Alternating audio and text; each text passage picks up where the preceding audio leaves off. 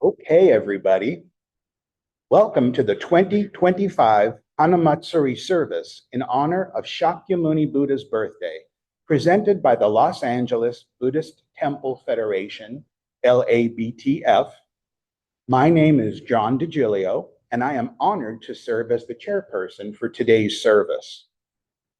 LABTF is an association of Japanese Buddhist temples in Los Angeles, representing 6 schools: Nichiren-shu, Jodo-shu, Nishi, Higashi, Shingon-shu, Soto-shu, and non-sectarian Buddhism.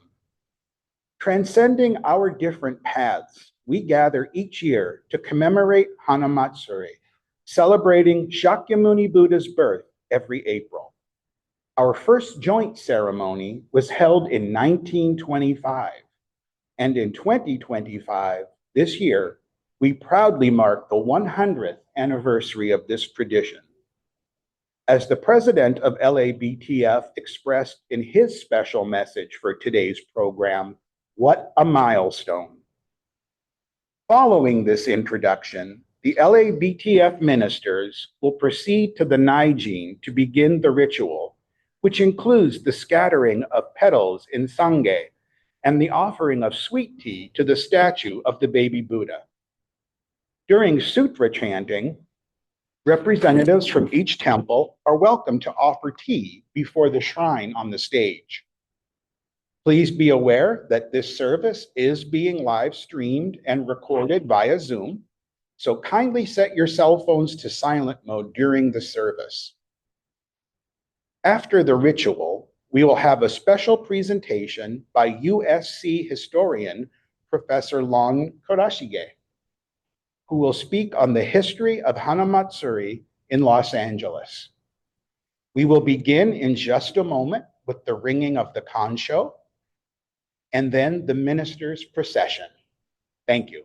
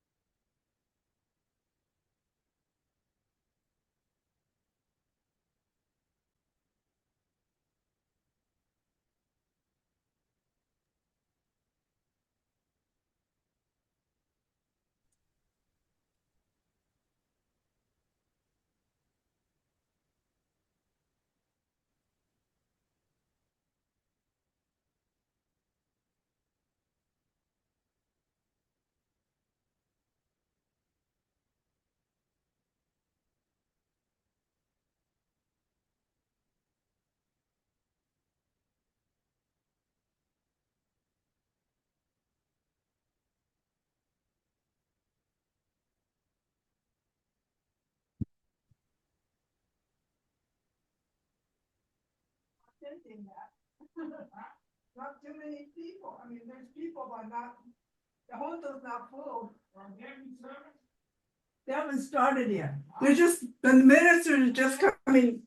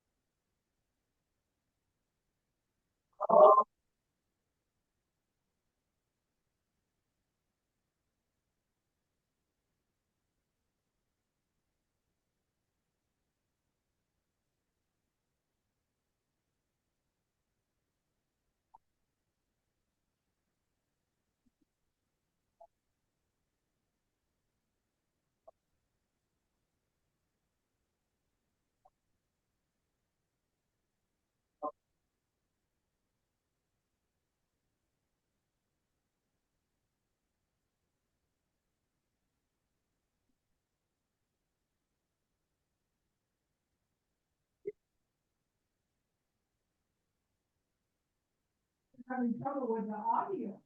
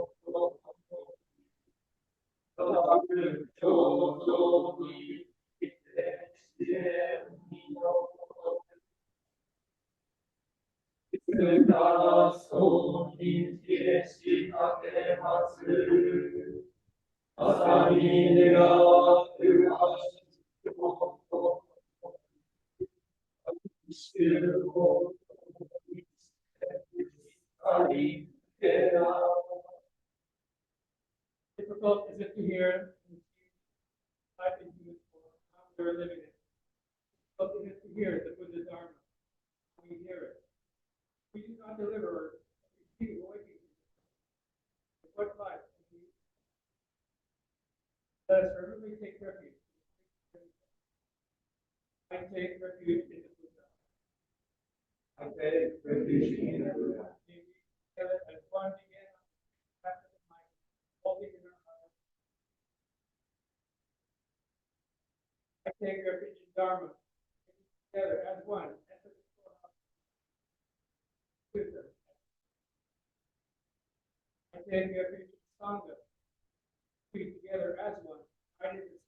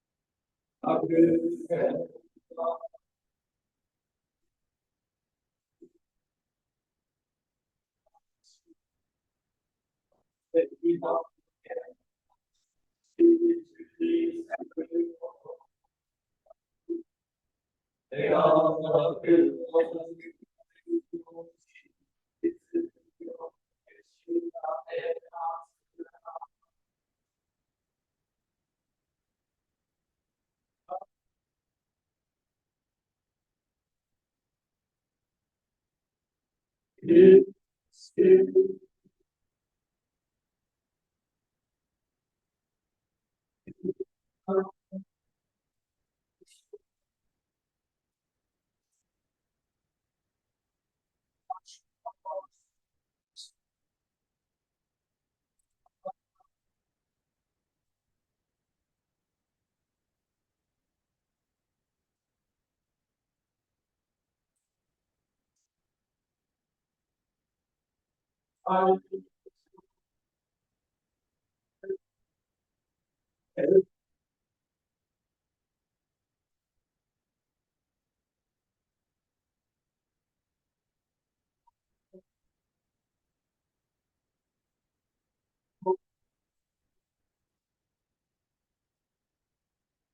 Jodoshu, North America Buddhist Mission.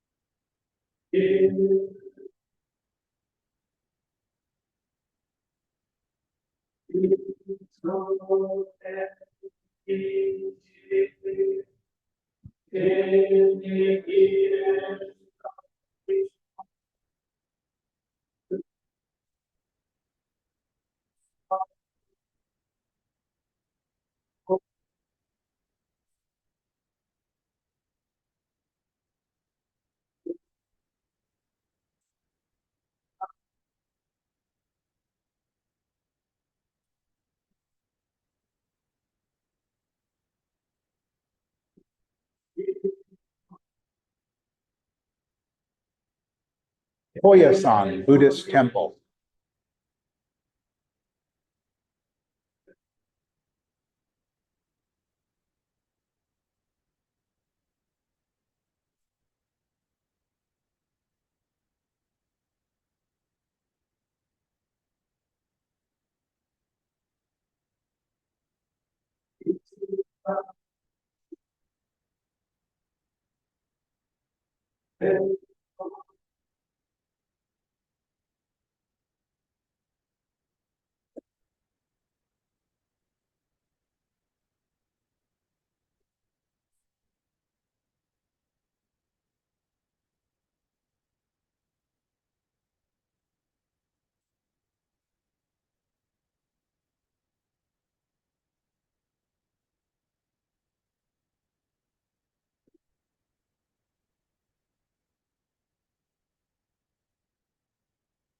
Nichiren Shu Bekoku Butsuren.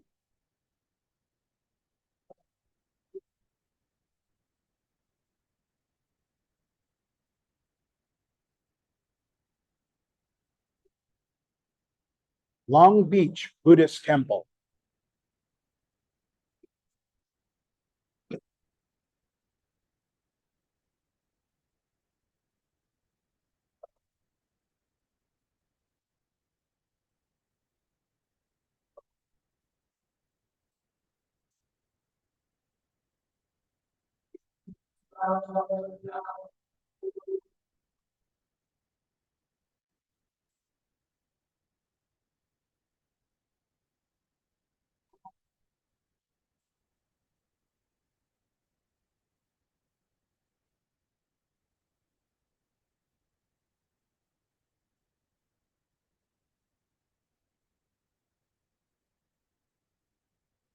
Los Angeles Hompa Hongwanji Buddhist Temple.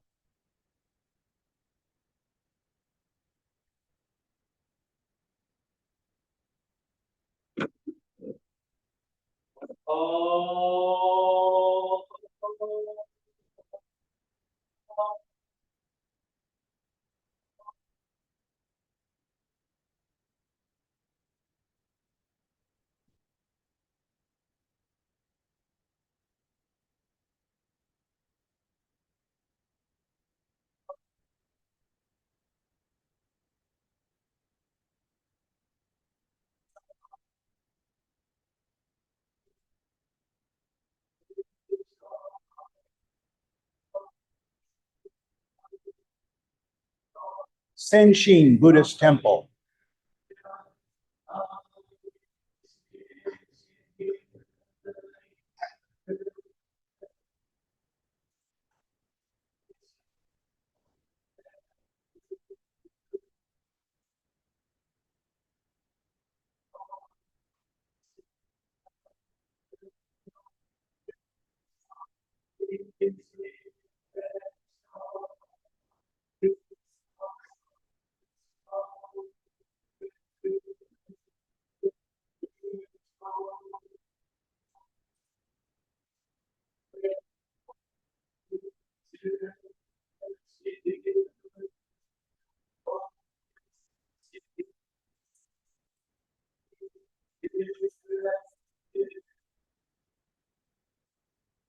Zen Shuji Soto Mission.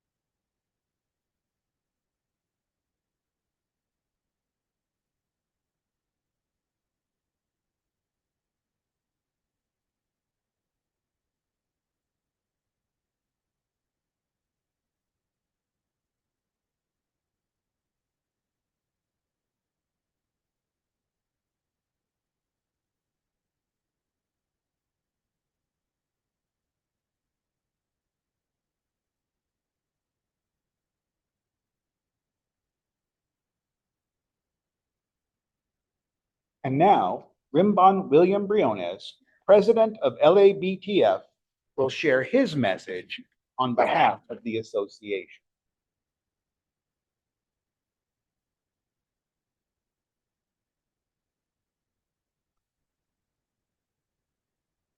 Well, good afternoon. So nice to see many of you here this afternoon to celebrate the birth of Shakyamuni Buddha or Siddhartha Gautama. I don't have anything prepared, but I'd like to thank our ministers of our Los Angeles Buddhist Temple Federation for today, and I'd like to introduce them first. Here from Higashi Hongwanji, which is on 3rd Street, and as well as West Covina Buddhist Temple, which is West Covina. Reverend Nori Ito is absent. He's the bishop and Rimban of Higashi Hongwanji. Reverend, actually, I should introduce Mayuki Nagamine from Higashi Hongwanji, and Reverend Nobuko Miyoshi from West Covina. I mispronounced her name because she's my spouse. Got to put her in her place. Calm down. So next is Zen Shuji. I'd like to introduce Reverend Shumyo Kojima, the head minister there, and Reverend Daiki Toho, and Reverend Gyokei Yokoyama from Zosenji. They have no confidence in me. Unfortunately, today, the minister from Joroshu, who's also on 3rd Street, is absent today, Reverend Joji Otone. From Los Angeles Hompa Hongwanji Buddhist Temple, myself, William Briones, and my assistant, Reverend Hibiki Murakami. And from Senchin Buddhist Temple is a Jodo Shinchu Temple, is Reverend Yuta Furumoto, and he's also in Gagaku. Stand up, he's in the back. From Koyasan, Butsuren, is Reverend Ryu Modi, new to our association, but new to Koyasan as well. Unfortunately, Nichiren Shu is unfortunately, I'm not sure this situation with their temple, but anyway, there's a temple that's associated with this association, is Nichiren, and there is a Long Beach Buddhist church as well. Also, I'd like to acknowledge our Gaku group upstairs from, I guess there's Senshin group. But thank you very much for your attendance and participation. Okay, he's waving an acknowledgement. Thank you very much, and thank you all for joining us. And I'd like to thank Professor to coming today from his busy schedule. I think John is going to introduce our speaker for today. Thank you very much.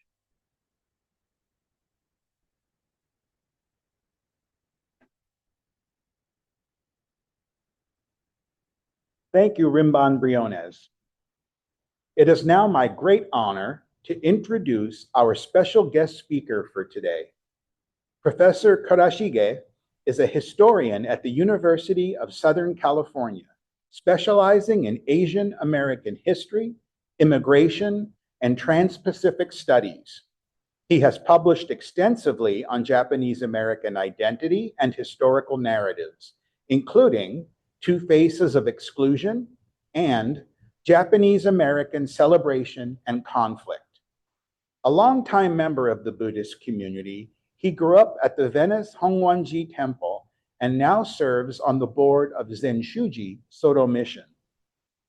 For today's presentation, Professor Kurashige began his research right after last year's Hanamatsuri. Through his work, he uncovered a historical newspaper article that confirmed this year marks the centennial of this commemoration. We are deeply grateful for his scholarship, which allows us to appreciate the rich history of Japanese American Buddhism and its enduring legacy. Please join me now in welcoming Professor Lon Kurashige.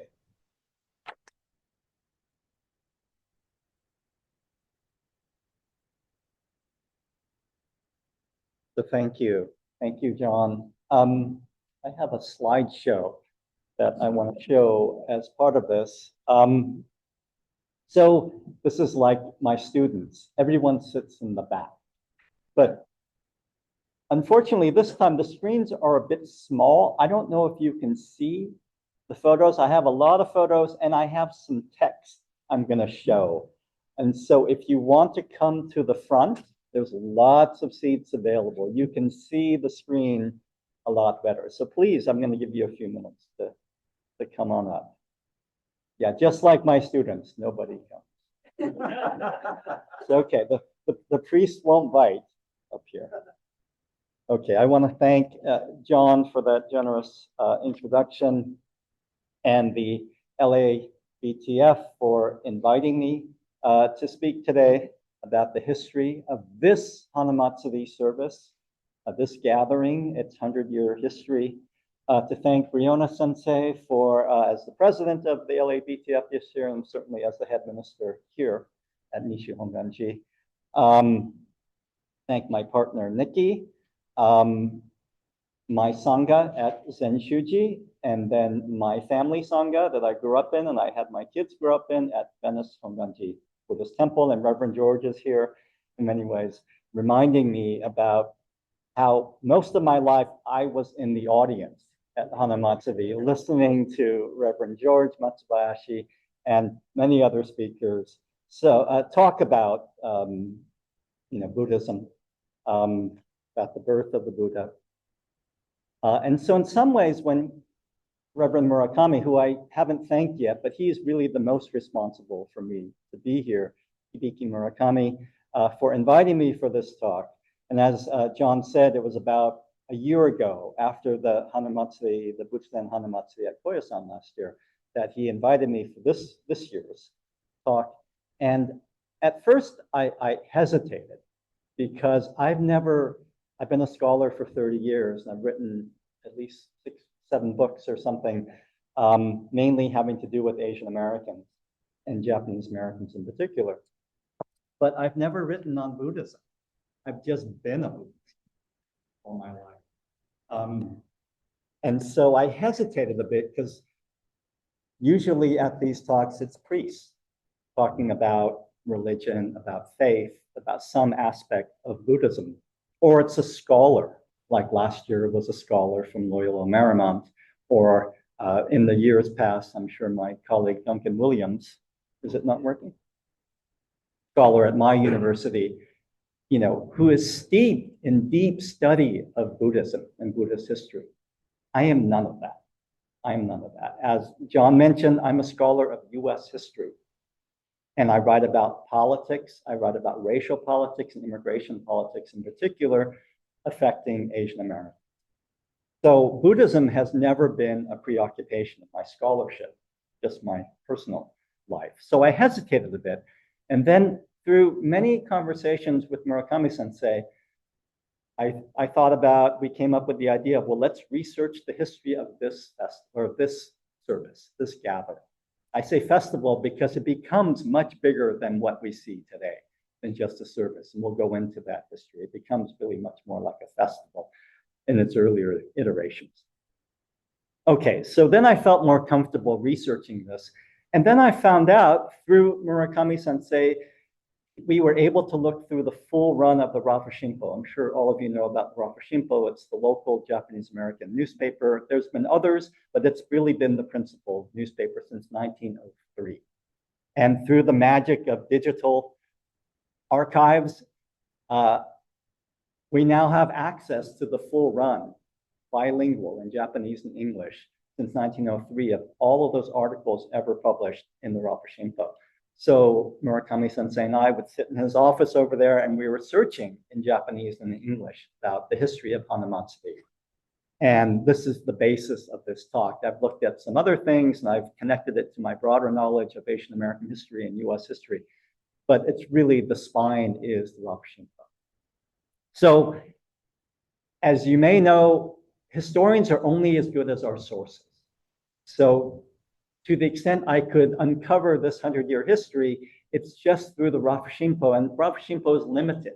Oftentimes it's just announcements. There's going to be a service. It's going to be here at this time. And so if my talk is mostly focused on institutions, on events, it's because the sources don't really give you a sense of the types of rituals or how the rituals have changed or the meanings of the rituals or the thoughts that people had about the Buddhist teachings or even other thoughts people had. It just doesn't show up in this. So the talk is really what I call an institutional shell of a much deeper and richer history that's waiting to be written. That it's not going to be written by me because I'm not a scholar of Buddhism. So maybe some of my colleagues, maybe someone in the audience can follow up on this and write a much richer history. Okay. This is going to be a rather informal presentation. I'm going to show some slides that I put together. So I wrote this paper that Hibiki-san has sent out to the Butsuren priests on the history of Hanamatsuri. Oh, and I should add that when we discovered it was its 100th-year anniversary, April 8th, 1925, is when the first Butsuren Hanamatsuri, it wasn't called Butsuren, we'll get into that, but it was the combined services for the various temples downtown, 1925. When we found that out, you know, it was really a big shock, like, oh my gosh, this is such a special anniversary, 100th year. Then I thought, there's no way, had he known it was the 100th year anniversary, no way they would ask me, a non-Buddhist scholar, to give this talk. So it was very fortunate for me that I was able to do this research. So like I said, it's going to be an informal presentation. I'm going to talk through some slides, but I'm also going to read a little bit from this paper I wrote as it's appropriate on the slides. So this opening slide, with the help of Eiko Masuyama. Eiko, are you here? Oh, Eiko's not here. Maybe she's online. Thank you, Eiko Masuyama, who is a big member, very active member here at Nishi, and historian of Nishi as well. She told me that the priest on this slide in the parade, the Chigo parade, as part of this Hanamatsuri gathering, is the BCA bishop at the time, Enyo Shigefuji, probably taken in the late 40s, early 50s. There's no date on this photo, but if you look at the cars, it looks like, I don't know if this, oh, this doesn't, the laser pointer doesn't work on the screen, but the cars look like something after the war, 40s. That's the only way it can really date it. Okay, so let's start this 100-year history of the Butsuren Hanamatsuri. My clicker is not working. Maybe you can click ahead. Okay, no, it should be one back. Back. Is my clicker working now? There you go. Okay, next one. There you go. Okay, so there are 4 parts to this talk. Just clearly, I don't need to talk about every 100 years since 1925, and so I've grouped it into 4 periods. And it starts, they're all sort of part of this metaphor of the life stages of a tree. So it starts with Issei Buddhists planting seeds in America, and then it moves through the war and the post-war, what I call a period of uprooted and transplanted. And then 40s and 50s, or 50s and 60s, branching out of Nikkei Buddhism from Little Tokyo and redeveloping the core or the roots of Nikkei Buddhism down here, downtown. And then the last period is the period we're in right now, 21st century, what I call a period of death and propagation. Okay, so if we can, I don't know if that's going to move ahead. Yeah, great. So part 1, pre-war, planting seeds. And by the way, a lot of the photos I got are just online. So I was just searching Google Images. And this, it says, I don't know if it's always accurate, but it says it's from OCBC's Hanamatsuri. Okay, so the background.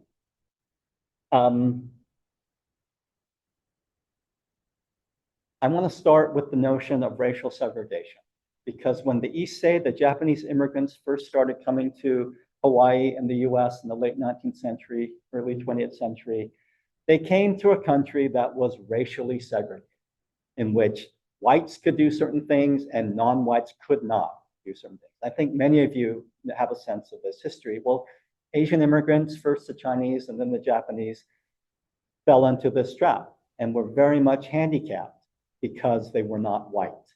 So for Japanese immigrants and all Asian immigrants, the laws of the land since 1790 said that only whites could become American citizens. And because of the Civil War and the ending of slavery, African Americans were able to become truly American. They were able to get citizenship.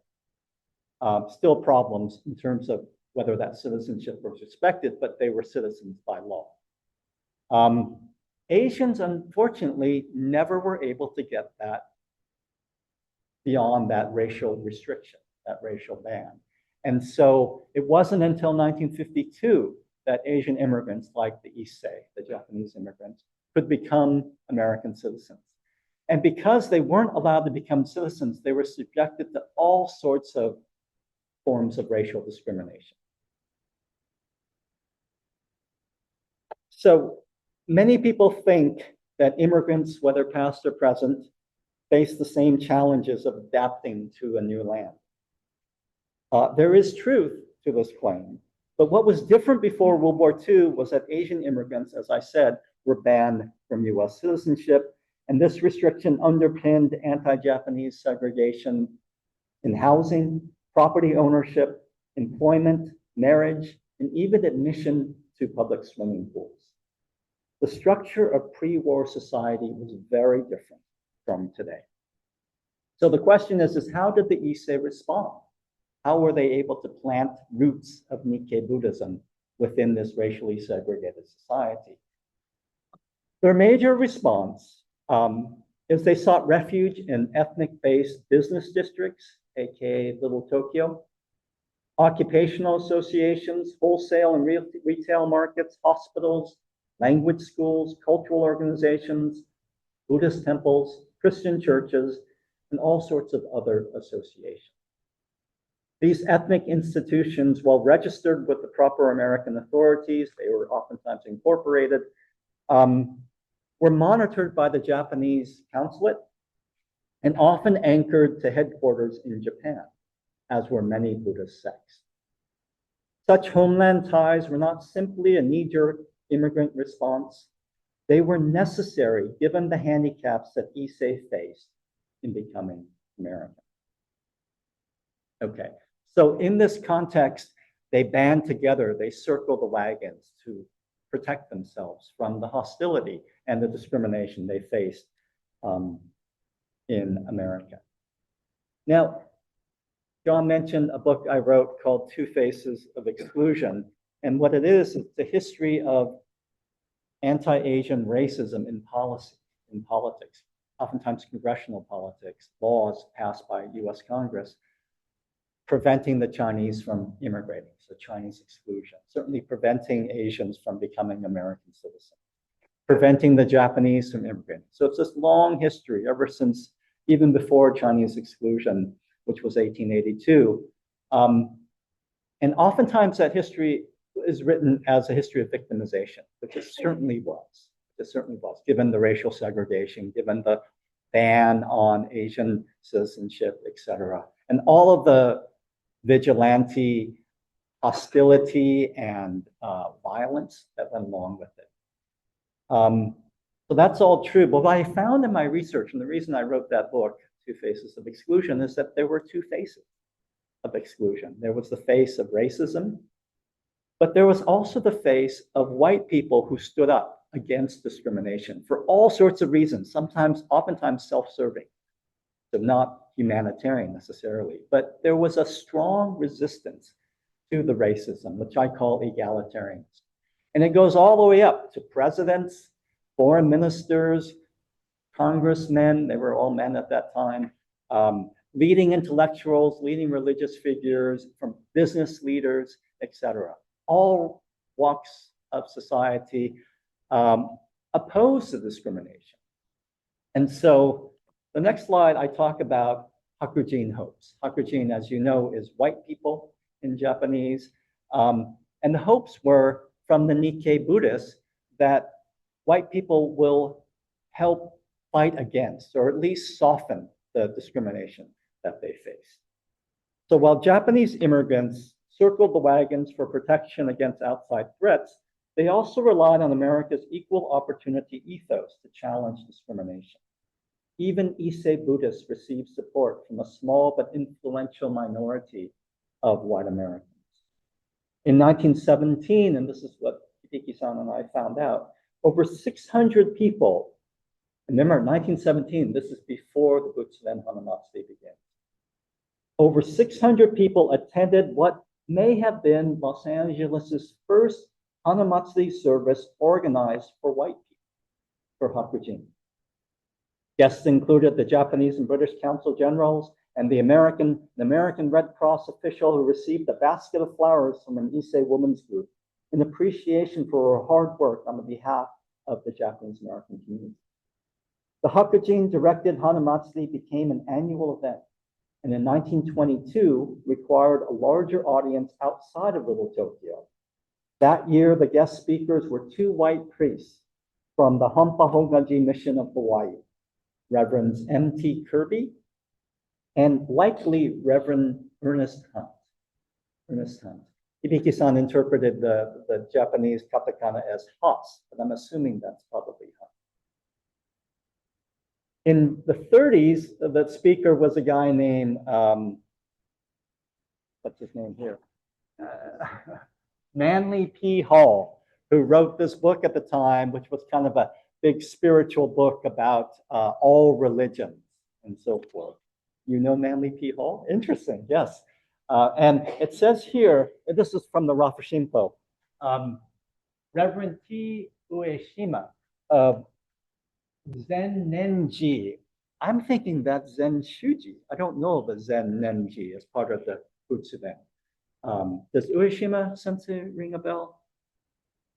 So from Zen Shuji. Okay. So Nikkei Buddhists have Hakujin hopes. There are some white Americans who are supportive of Japanese American Buddhism, Japanese Buddhism. Their second hope, the Issei second hope, was the Nisei, was their own children, who, as you know, the second generation had no handicaps in terms of language, in terms of culture. They were by birthright citizenship Americans. They were US citizenship, so they couldn't be discriminated from voting once they became of age, from owning a home, from buying property, from all sorts of other things as well, although they faced their own problems. The Issei idea was the Nisei would be their bridge of understanding. And that's a kind of a direct quote or translation from the Issei perspective. Between themselves and the Hakujin, between Japan and the US. Nisei as a bridge of understanding. And the photo I found for that was supposed to be early Japanese American Citizens League. This says 1931. The organization began in 1930 in Seattle. This looks like San Francisco, my sense was. So if you know anything about the Japanese American Citizens League, it's by the war, it becomes the major institution, civil rights organization, institution fighting on behalf of Japanese Americans. And JCL is still around today. Probably one of the most recognizable organizations among Japanese Americans. But it started as the spirit, as manifesting the spirit of the bridge of understanding. Okay, so this brings us to the first, this first Hanamatsuri, combined Hanamatsuri gathering. In April 8th, 1925, when local Buddhist priests of the non-sectarian Mahayana Society, or Daijokai, inaugurated the region's first combined Hanamatsuri celebration. The occasion highlighted Nisei children, that bridge of understanding. Starting from the old Koyasan building near the site of today's Japanese American National Museum on Central Avenue, the kids marched in a traditional Chigo parade through the streets of Little Tokyo and returned to the same temple for service and playful activities. 4 days later, more services were held at Higashi Hongwanji on Savannah Avenue in Boyle Heights. The next year's event showcased the brand new Nishi Hongwanji building that stood next to the old Koyasan Temple, which is right next to the Japanese American, which is part of the Japanese American National Museum now, Center for Democracy, Preservation of Democracy, stands in that building. The first, at Nishi Hongwanji, the first of many Daijokai or Mahayana Society services featured a speech competition and performances of Buddhist songs, gatha, skits, and stories by various Sunday school, what we call Dharma school classes. So all for the children. And here's an example of Sunday school kids in the Chigo parade before World War II. And again, no date on this picture from Mitchell Ninomiya's studios. But by the cars, it looks like the 1920s, 1930s. 1,000 kids, Rafa Shinpo said, were expected to show up for this Chigo parade. 1,000 kids, Nisei kids. And at that time, the Nisei Buddhists, or Buddhist Nisei, were called Busei. Do any of you know that term, Busei? Reverend George, you must know that term, Busei. It's not a term, and I'll talk about this a little bit later on. It's not a term we really associate with anymore. But if you read through the Rafa Shinpo, right, Hibiki-san, Busei is all over. The Nisei Buddhists, or Buddhist Nisei. Okay. In 1928, the Mahayana priests created a youth division for their association, an early sign that the oldest cohort of the second generation were coming of age and ready to begin building bridges of understanding. By the late 1930s, they had reached maturity.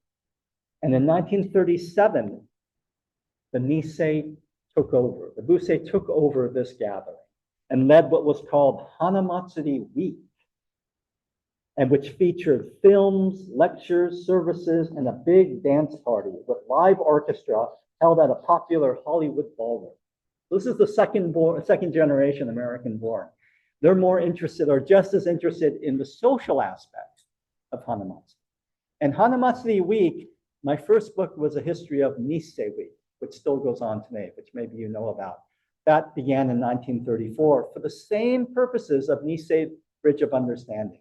The Nisei Week was to showcase and be led by the JACL of Los Angeles to show that the second generation can take leadership responsibility. So the same thing was happening with the Daijokai, or the Mahayana Society. And Hanamatsuri Week was not just one-day gathering. It spread out throughout the whole week. The Busei, who planned this Hanamatsuri Week, were on average around 24 years old and single. And the calendar for their local Busei organizations, like the Southern California Buddhist Sex Council, which was the lay second generation version of the Daijokai, the Mahayana Society,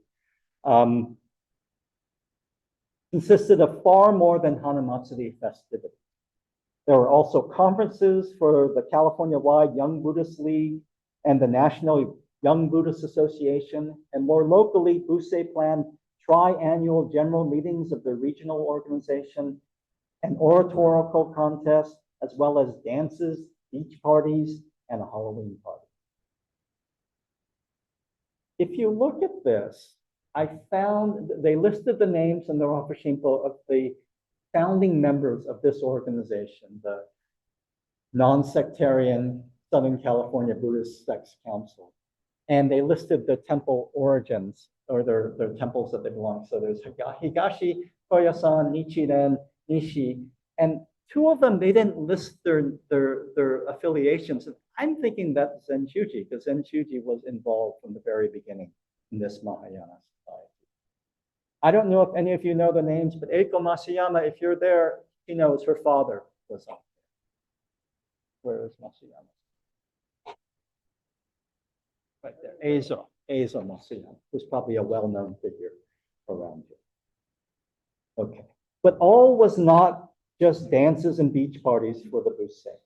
By 1937, the threat of a US-Japan war stretched and strained their attempts to build bridges of understanding. And the erupting of this feared war on December 7, 1941, with the Japanese attack on Pearl Harbor, placed the entire ethnic group in peril. In one cloudless Hawaiian morning, the decades that Issei and Nisei spent carefully planting Buddhist seeds and nurturing the crop seemed to be for naught. Now we move to the second part, the war period and the post-war period. As many of you know, 120,000 Japanese Americans were removed from the West Coast forcibly by the US Army and sent to concentration camps, internment camps, whatever you want to call them, far away from their homes. And so the Buddhist temples were all boarded up, Little Tokyo was vacated, their homes were all gone in many ways. Little Tokyo became a ghost town for Japanese Americans, and they were sent to these concentration camps.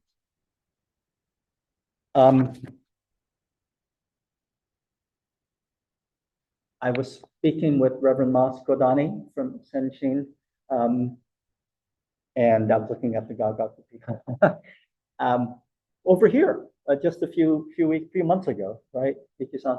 And he kept stressing how the Buddhists were discriminated even more than the Christian Japanese Americans within the camp. Indeed, many Buddhist priests were interned, were taken away from their families and sent to separate internment camps because they were feared as being more potentially disloyal than the regular Japanese immigrants.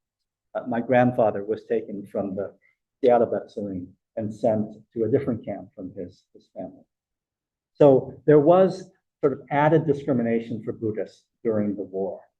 But that said, the Buddhists were still allowed to join the US Army when the Japanese Americans were able to join the army from the concentration camps.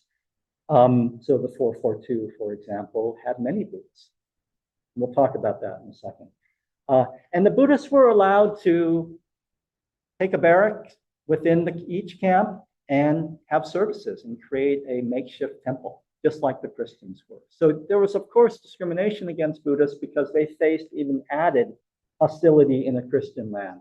But at the same time, that egalitarian ethos that wanted to treat everyone fairly applied to the Buddhists within the concentration camps.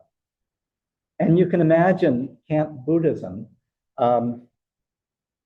looking very much like this service, that the whole precedent of non-sectarian Buddhism was very much alive and well within the concentration camps because there weren't enough people to have a Nishi Hongwanji service or temple or barrack temple and a Shingonshu, a Koyasan temple or a Zenshu. It just wasn't. They all had to combine together. So that's what we call concentration camp Buddhism. And of course, if you're interested in that, my colleague Duncan Williams has a beautiful, wonderful book, American Sutra, about that. So here are some photos I found online about Buddhism in camp. On the far right is, or your left is from Manzanar, it says. And then this one, it doesn't say where it's from, but you can see the tar paper, barrack, and so forth, the very Spartan conditions of concentration camp Buddhism. Okay, but let's move to the post-war, of when Japanese Americans returned to Los Angeles. In April 46, the Los Angeles Buddhist Church Federation, LABTF, the predecessor of this organization, previously the Mahayana Society, launched Hanamatsuri services April 1946. 15 priests and monks representing 7 different local temples led services for Sunday school kids, YBA youth, YBA Young Buddhist Association youth, and Issei. Following the services was a free film shown at the former Fujikan Theater and, of course, a YBA dance. This was held at the Nishi Hongwanji. Thus marked the return of the Hanamatsuri tradition. But at least one Busei was missing from the celebration. Private First Class George Gushiken, who volunteered for the 442nd All-Nisei Fighting Battalion from a concentration camp, had died in combat overseas. In May 48, his body was brought home and reinterred near Little Tokyo at Evergreen Cemetery, just over here in Royal Heights. The funeral was held at the Nishi Hongwanji Temple with assistance from LABTF priests. Addressing the mourners, Los Angeles Mayor Fletcher Bowron praised the glorious and inspiring record of the Nisei soldiers, assuring, quote, they have proved that they were not divided in loyalty. And never more will this question be raised. This on the left, or your left, is Mayor Bowron with some Nisei women, kimono-clad Nisei women, and on the right is the memorial service at Evergreen Cemetery. And this, as the Butsuren priests know, is a tradition that continues to this day. The Memorial Day services for the fallen Nisei soldiers. And now subsequent Sansei soldiers, Yonsei soldiers, all Japanese American soldiers. The leading organization in this period of the post-war for lay Buddhists, non-sectarian lay Buddhists, was the LABCC, Los Angeles Buddhist Coordinating Committee. Established in 1949 by YBA leaders representing Higashi, Nishi, Zenshuji, Nichiren, and Koyasan. The LABCC soon took control over the combined Hanamatsuri gathering, just like their older siblings had done before the war. The service in 1951 was held at the current Koyasan Temple, which was built just before the war had started. In 1954, recalling pre-war Hanamatsuri celebrations, LABCC organizers gathered 1,000 Sunday school children in a Chigo parade that marched behind a small elephant. Did I mention this in 1927? They used a real elephant in the parade. It was a big deal, and so they reprised that in 1954 by bringing a small elephant. This time, though, those 1,000 Nisei children, or maybe some were Sansei children, their parade was broadcast on the new medium of television. Like their older siblings who had planned the Hanamatsuri before the war, the LABCC leaders were mainly single 20-somethings interested in social activities as much as religious. A key part of the Busei-led Hanamatsuri remained a big dance with live orchestra held outside Little Tokyo. Now, that's not LABCC dance. That is, it said it was from Oregon, but you get the idea of late 40s, early 1950s, ballroom dancing as the big trend for young lay Buddhists. And here is from the Rafa Shinpo, a list of the founding members of the LABCC. I don't know if this is why I hope if you came closer, you can see some of the founding members here. Okay.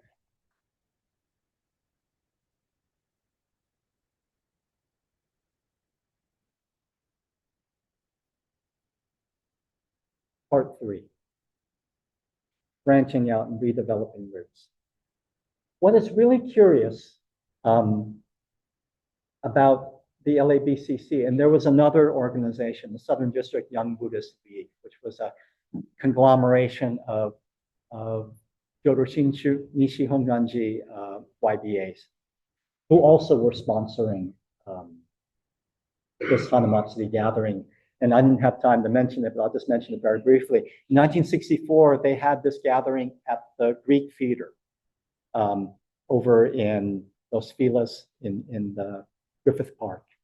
So it was a big gathering. Do you remember that, Reverend George? Were you here in 64? Oh, before the your time.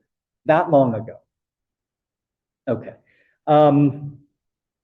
What's curious, though, is after 64, by the mid-1960s, neither the LABCC or the Southern District Young Buddhist League sponsored this gathering anymore. And we'll get to how it comes back to the hands of the priests in a second. The LABCC epitomized the full realization of Busei social networks. Yet curiously, it stopped sponsoring Hanamatsuri in the mid-1960s. And by this time, apart from its summer camp, the LABCC seemed to have disappeared from the Little Tokyo firmament. The youngest cohort of Nisei, born in the 1930s and 40s, overlapped with the oldest cohort of Sansei, third generation. One might think that these younger Nisei and older Sansei would inherit the mantle of the Hanamatsuri service, but this was not to be. Nor would the average age Sansei, born in the 50s and 60s, like me, continue the lay leadership of Hanamatsuri.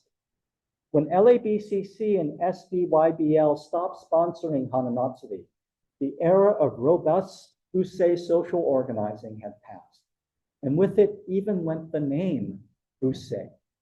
So here's a chart that I created looking at hits on the Rafu Shinpo, the digital archive for Busei.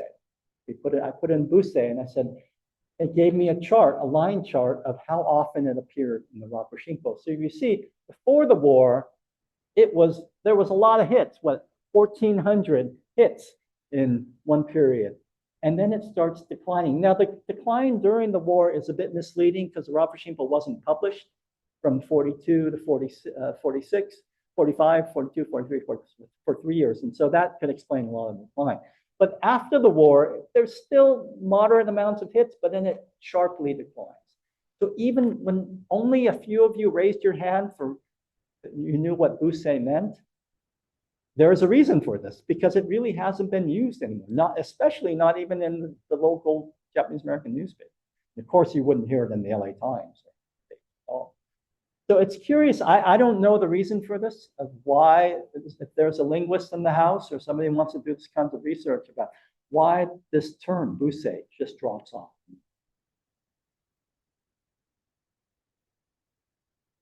With that decline and the lay leadership no longer sponsoring this gathering, the LABCF priests took it back over, or the Butsuren priests took it back over. It's like history repeated itself. The priests founded this service in 1925, and they took it over again by 1960. And it's been in the hands of the Butsuren ever since. The very first priest-led Butsuren Hanamatsuri focused on youth. Again, history repeating itself.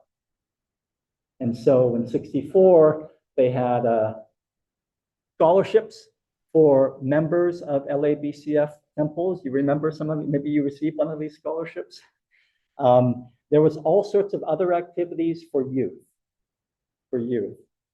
But in addition to that whole idea of the bridge of understanding, engaging in politics between US and Japan, or bridging kind of perilous divide between between countries and between races, the Butsuren also engaged in social issues. They incorporated themselves in '64, and they fundraised and gave money to worthy causes like refugees from the Vietnam War. They talked about social problems in Little Tokyo, and here's one example from the Kokoro no Kate, which is the published Dharma talks from this service that I'm told is no longer published anymore. But I read through Hibiki-san's help, a number of years of the Kokoro no Kate. And here's one example from a priest from Koya-san, Myojo Yokota, who talked about crime in Little Tokyo and how even at his own, especially at his own temple in Koya-san, youth members didn't want to hold a dance anymore because they're worried they didn't have enough protection to make sure there wouldn't be criminal activity. Okay. So the roots of Nikkei Buddhism in Little Tokyo after the war, as people no longer live here, as businesses flee, everyone's moving to the suburbs. Orange County starts thriving, West Covina starts thriving, other places start, Venice grows and becomes its own temple and so forth. Nikkei Buddhism is thriving throughout the suburbs, but in the core, the roots of it downtown, there are a lot of problems. And it's not just for the Buddhist temples, it's for the whole of Little Tokyo, urban decay and blight. And so Little Tokyo leaders, including Buddhist ministers as well, engage in a major project of redevelopment. And this is what shapes Little Tokyo to look like it does today. So they combine with partners from the LA city of LA, as well as major corporations in Japan, to change the whole face of Little Tokyo. And here's an example of Mayor Tom Bradley at this Hanamatsuri festival when it was held at the Hilton, the downtown Hilton Hotel.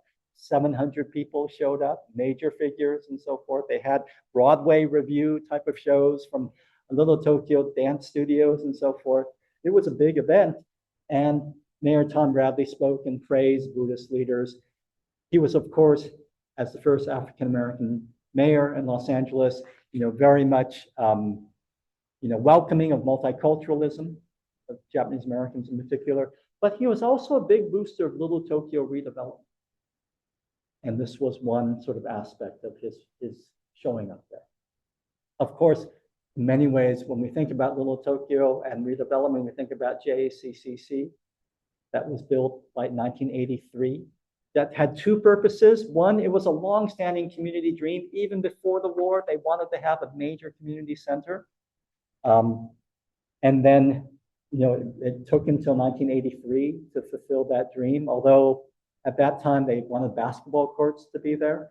And it's only been recent times that those basketball courts were finally added. And of course, in this picture, you see the JACC main building and you see the Japan America Theater, which is a symbol of that Japanese corporations and how that international goodwill was that second purpose, community, dream, and international goodwill, second purpose of Little Tokyo redevelopment, as epitomized through those buildings. And then, of course, the JVP, the Japanese Village Plaza, comes at this time during redevelopment. Okay, the changes wrought by redevelopment were evident in the return of the Hanamatsuri parade. In 1982, Butsuren priests brought back a real elephant to the festivities, except rather than leading the procession to a temple, the sacred animal ended up at a new Japanese-themed shopping center. This one, JVP. Another achievement of Little Tokyo redevelopment. If the parade's destination highlighted the immigrant enclave's changing environment, so too did its participants. Gone were the hundreds of Sunday school students who had marched in the 1920s and again in the 1950s. In their stead was a much smaller, quote, traditional procession of priests, unquote, and some Buddhist followers. A few years later, the Hanamatsuri parade consisted entirely of priests dressed in, quote, traditional costumes, parading through the same shopping center, JVP, chanting Kanmokuge, a Buddhist sutra, while following an elephant, a real elephant, carrying a statue of the baby Buddha. Kojima-sensei remembers the real elephant. What was once an occasion to showcase Sunday school children now became an entertaining Buddhist spectacle. Final period, death and propagation. The passing of the Nisei generation. By the dawn of the 21st century, the young Nisei who had planned Hanamatsuri before World War II were in their 80s and 90s. They were still alive. A decade later, their younger siblings who had animated the LABCC's and the SDYBL's extensive social activities were also aged and passing away. Although Hanamatsuri planning had long been returned to the hands of Butsuren priests, the death of the Nisei left diminished the membership and leadership of Nikkei temples. The Nisei had been at the center of the Japanese American experience since they were heralded as the bridge of understanding. What did the start of the new century hold for the combined Hanamatsuri gathering and for Nikkei Buddhism more generally? Oh, and by the way, that's Evergreen Center. You can see the LA downtown skyline. Convert Buddhists.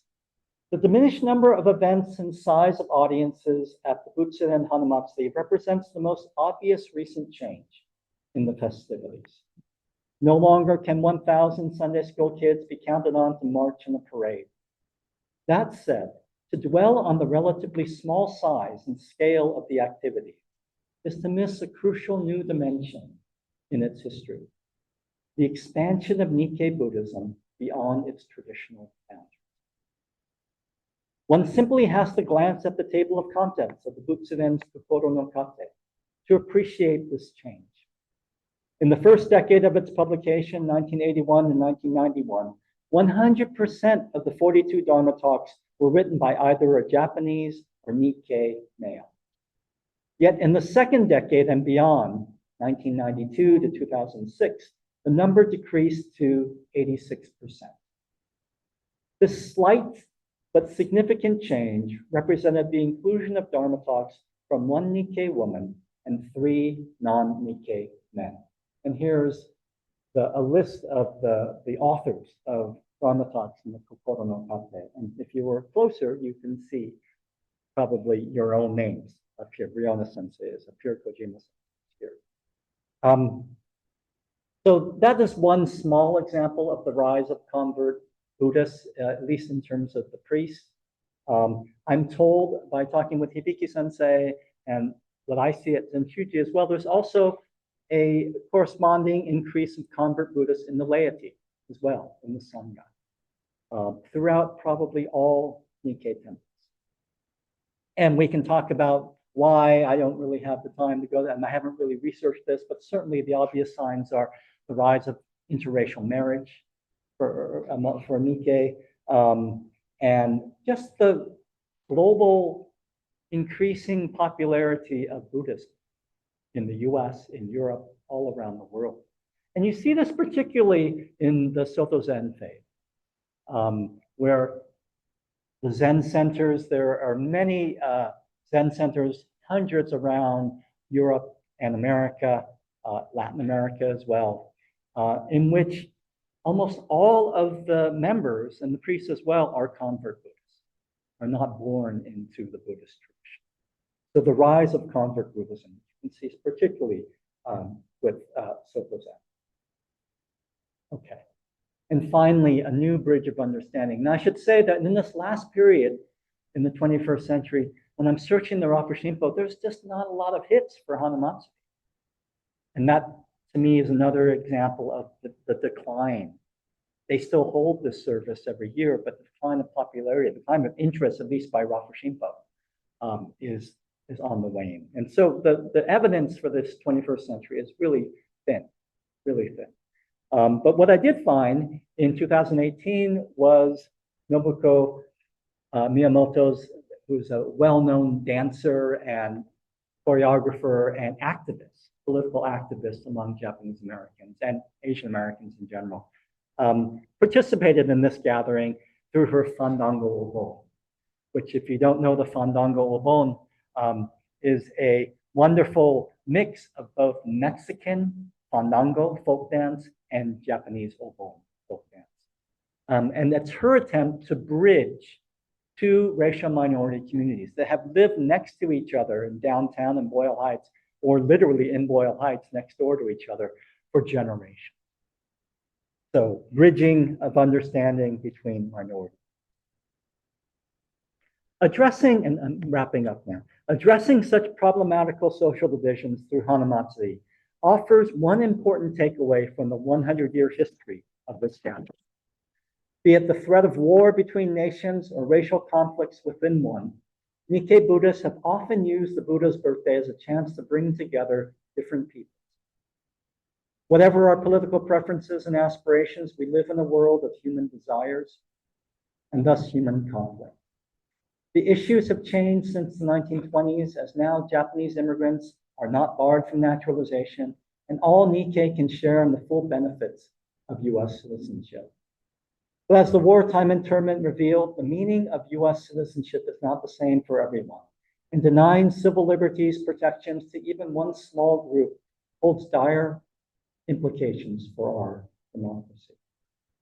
To bridge barriers between various peoples, nations, and religions is needed today as much as it was 100 years ago. So what about the next 100 years?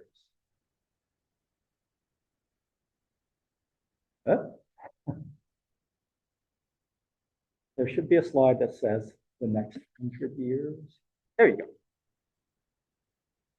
There's Nishi Hongwanji, by the way. First I thought this was the Hanamatsuri celebration or gathering, but I was told by Eiko-san that this was when the Gomonshu from Nishi Hongwanji visited Los Angeles in 1952. Okay, so what about 100 years from now? Will our descendants in the year 2125, what will they say about the second 100 years of this Hanamatsuri gathering? As a historian of ethnic groups, I'm quite interested in this question, because history shows that such groups rise and fall, begin and end, usually through merging with other groups, which sometimes is known as assimilation. Does the decline in numbers at this gathering indicate that Nikkei Buddhism is ending? Does the rise of convert Buddhists in our Sangha suggest a rejuvenation or assimilation? We simply don't know the answers to these questions.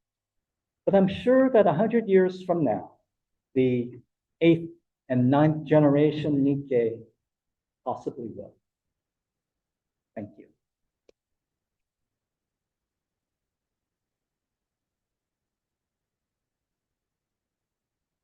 Now I'm told that there's going to be a little bit of time for questions.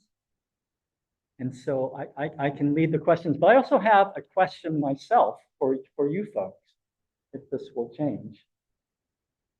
Oh, that's me. Okay. And I've thought about the takeaways from the 100-year history of this festival, this gathering, and how it's relevant to what I see as the broader history of Japanese American Buddhism. But I'm curious about what you take away from this in terms of what relevance does this history have for your own Sangha or for your own, thoughts about Nikkei Buddhism. So you don't have to answer that question, but feel free to ask away.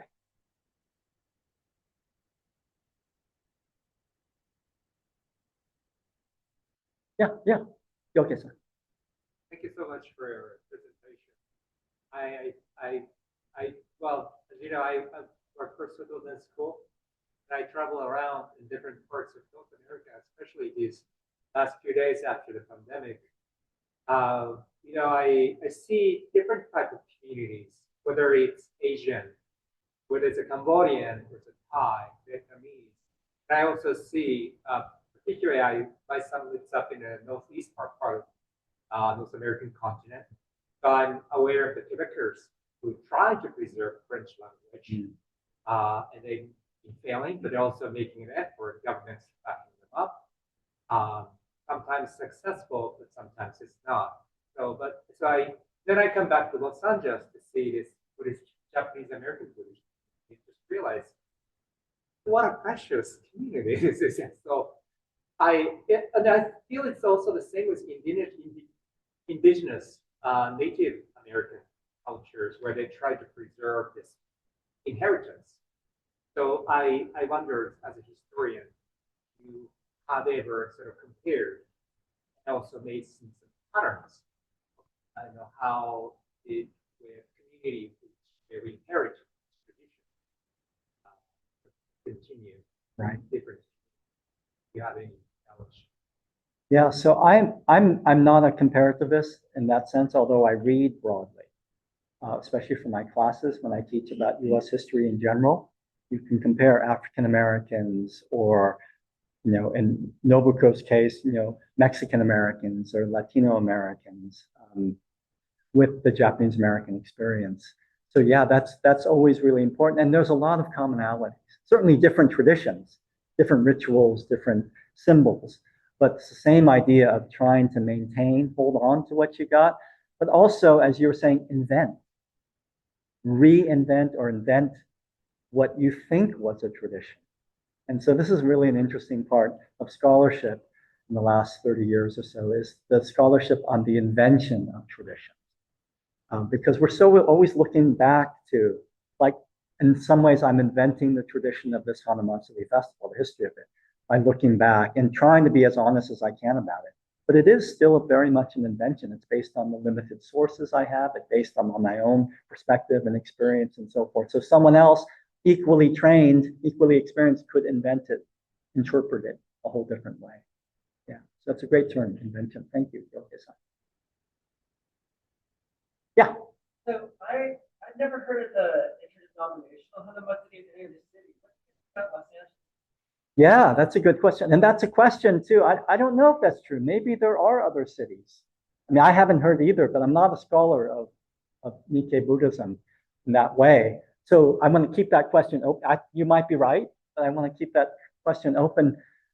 I mean, I think the obvious answer is that LA, was the largest concentration of Japanese immigrants. After the San Francisco earthquake in 1906, San Francisco no longer became the epicenter of the Japanese population. They all started moving to LA. And so after that time, by 1920, LA is by far larger Japanese population. So just the numbers. But the more relevant question is, I wonder in Hawaii if there's this intersectional kind of congregation. I don't know the answer to that. And then if not in Hawaii, why not in Hawaii and why in LA? When I was researching the 100-year history of the Zenshuji Soto mission that we just had a few years back in 2022,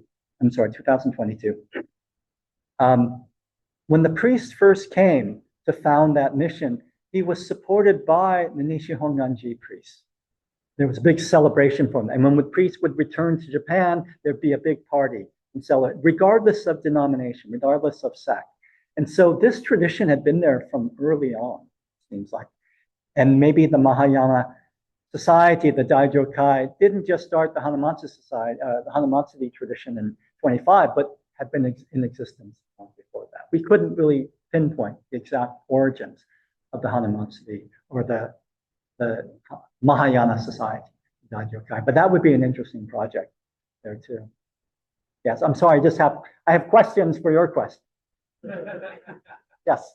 That's the question. I was blown away that Manly P. Hall was, had some association. I'm not surprised. Maybe you should email the Philosophical Research Society down in email them, let them know about that. Is that his organs? Did he found that organ? Interesting. It's an interesting place to be. I have in a footnote in the paper I wrote a fascinating book on Colonel Olcott. Henry Olcott was the founder of the Theosophical Society. This is in the late 19th century, mid to late 19th century, American former colonel from the Civil War. And the Theosophical Society became a kind of New Age Buddhism, or maybe they were looking back to the original Buddhism, and then moved to India, but also he had a visit to Japan. And he brought sects together in Japan early 20th century, late 19th century, I'm not sure which dates, because he was a pretty big name. And different sects came together to sort of, and I'm curious, Hibiki-san and I were talking about that a little bit. And there is some record of him. There are photos of him in Japan. And there's a great book on him and the Theosophical. So there's a lot of other sort of white people who were very much drawn to Buddhism.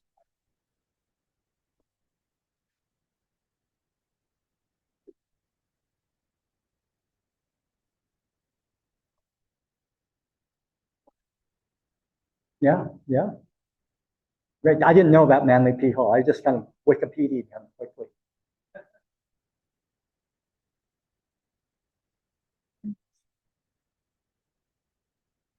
Yes.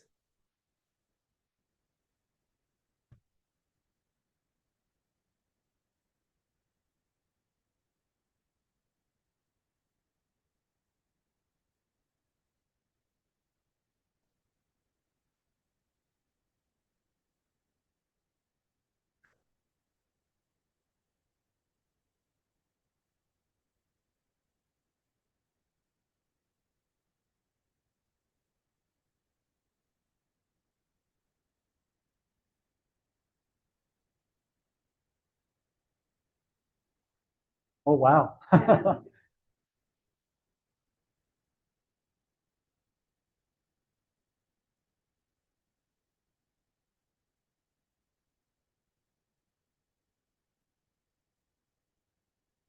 Yeah, so that's the way I interpreted it, was the Butsuren, the priests, and in this case, JBP, partnership. Yeah, collaboration. Yeah, and I was just really struck by how different that was from 1,000 Sunday school kids. It just shows the change, stark change. Yeah.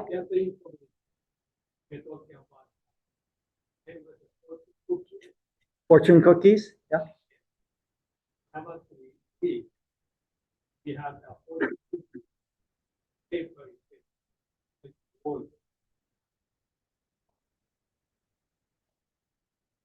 That was LABCF. So they would pass out fortune cookies, and what would the fortune say? Buddha's words.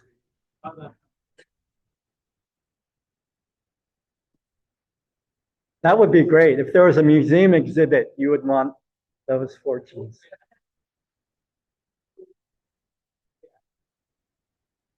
Oh.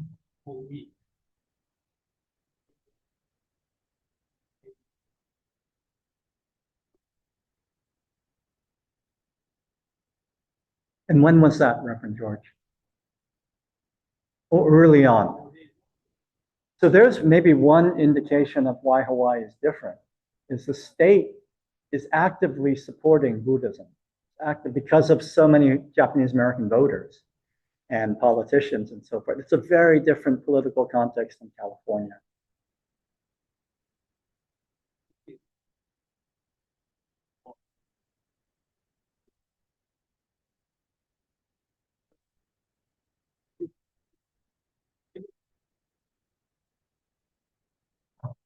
Martial arts teacher.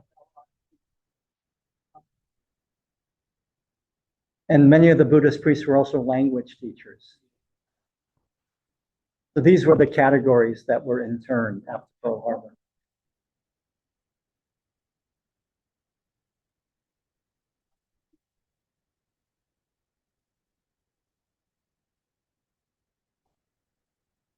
Still saying,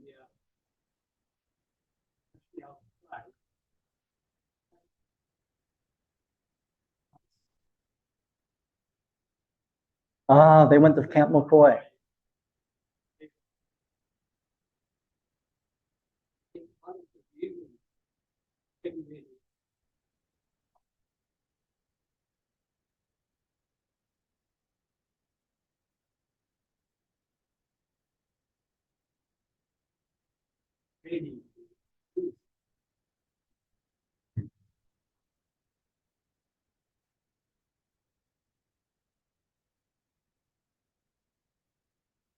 When the founder of Zenchuji, in his the history that he wrote, he said he was being followed when he first came to Los Angeles by a secret police or FBI or somebody, because they thought he looked like a spy. Was it he said? Okay. I think that's about it. So, John, you want to? Thank you so much. This has been great.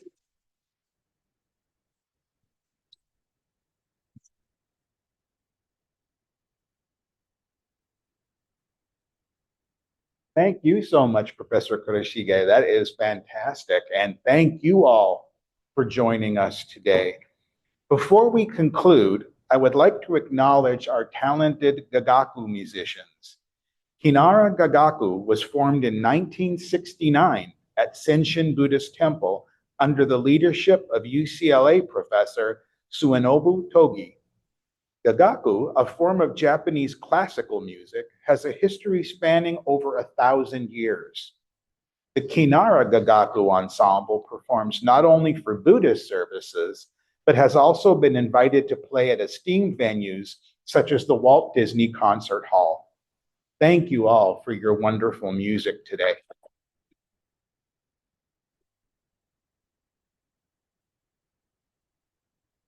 Now, before leaving the Hondo, please take a moment to view the children's art boards along the walls.